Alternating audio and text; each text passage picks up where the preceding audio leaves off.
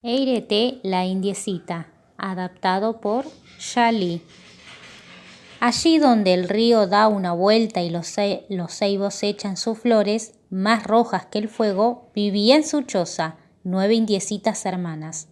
De las 9 indiecitas, 8 tenían nombre de flor, pero la última, la pequeñita, se llamaba Eirete, que quiere decir en la lengua de los guaraníes, miel de abeja.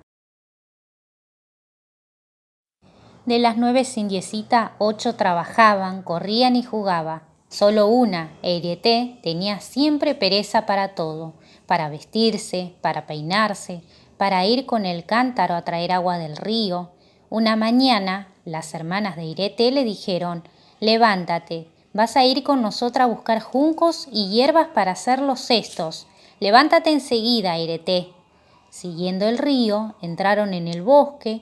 Allí las indiecitas comieron los frutos dulces del burucuyá y miraron volar y volar a Mainumbí, el picaflor, vestido con su precioso traje de todos colores.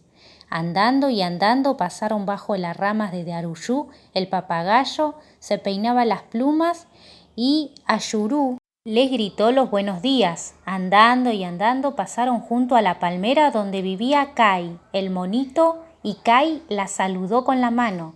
Por la orilla del río, por el medio del bosque, siempre en fila.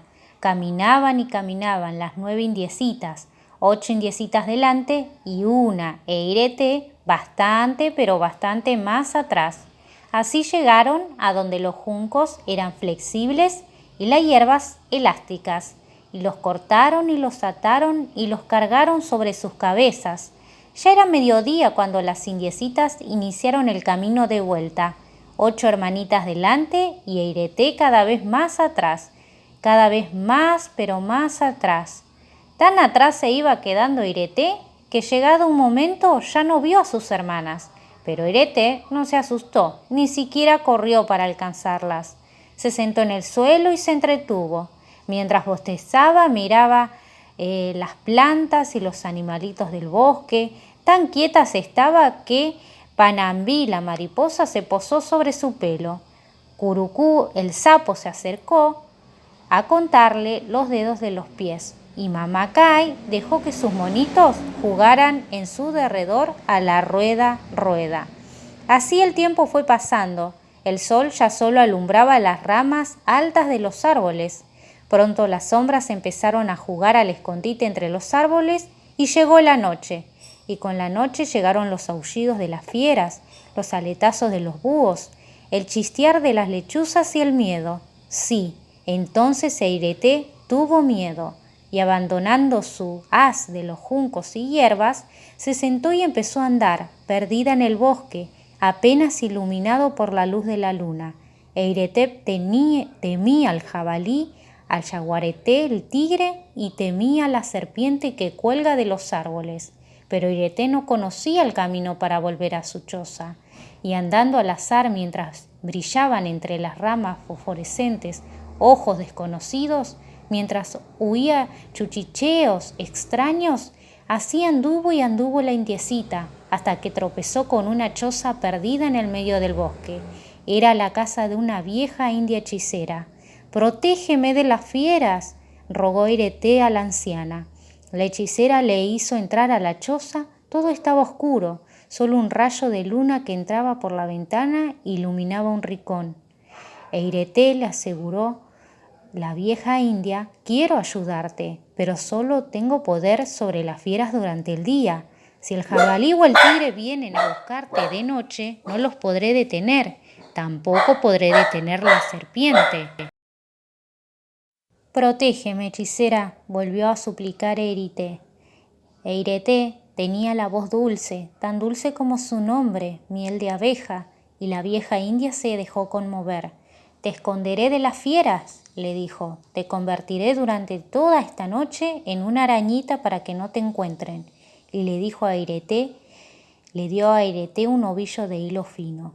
«Teje, teje», le encareció. «Mientras tejas, serás una araña, pero volverás a ser una indiecita tan pronto como dejes de tejer». Eirete comenzó a trabajar el hilo, y su tejido fue una hermosa tela de araña. colgada en un rincón de la choza, una fina tela de araña iluminada por la luna que entraba por la ventana.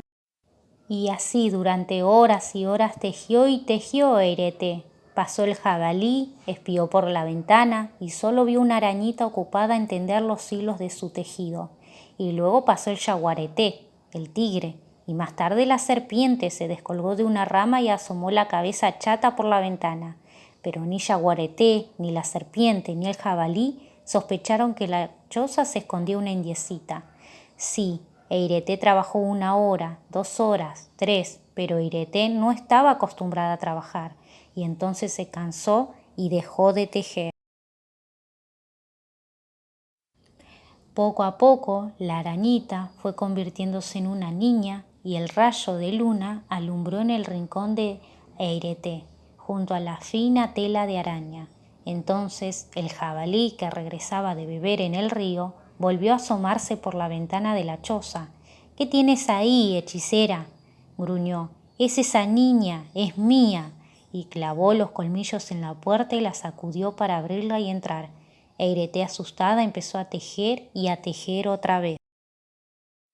Y cuando el jabalí pudo abrir la puerta y entró, solo vio una arañita tejedora sobre la tela y se fue. Eirete tenía sueño, mucho sueño, y el trabajo la cansaba mucho. Entonces abandonó la telaraña y descansó. Y cuando dejó de tejer, otra vez volvió a ser una indiecita. Yaguareté, el tigre, regresaba de cazar, enojado porque se le habían escapado casi todas las presas.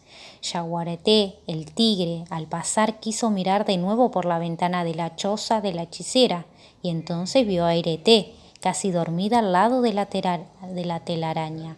«¿Qué tienes allí, hechicera?», rugió Yaguareté y lanzó su cuerpo con fuerza contra la puerta.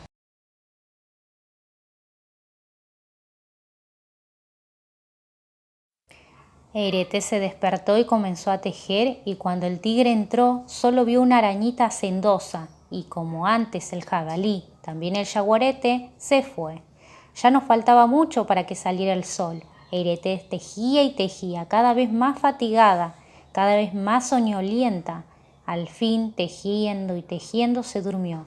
Y entonces la serpiente se asomó por la ventana y no vio una arañita, no, vio una indiecita dormida. Y pasó la cabeza y empezó a pasar el cuerpo.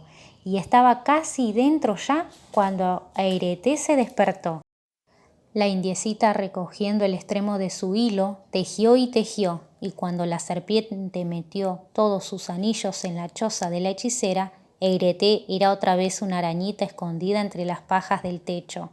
Entretanto había salido el sol, y la vieja india había recuperado su poder sobre todos los animales del monte, así que tomando a Eirete de la mano pudo llevarla sin peligro hasta la choza de sus hermanas, en el recodo del río donde florecen los ceibos.